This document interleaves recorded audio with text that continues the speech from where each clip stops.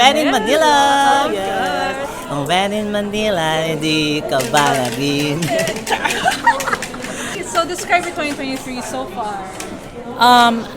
I'm that girl. Yeah. Because I'm living my life. Actually, ngayon ko lang rin na-realize na, you know, parang yung mga dream ko dati nung bata ko, parang unti-unti ko siya tutupad this year. So, I'm that girl. This year is for that girl. And I'm that girl. You know what I'm saying? Ako right now, sobrang obsessed ako kay Beyonce.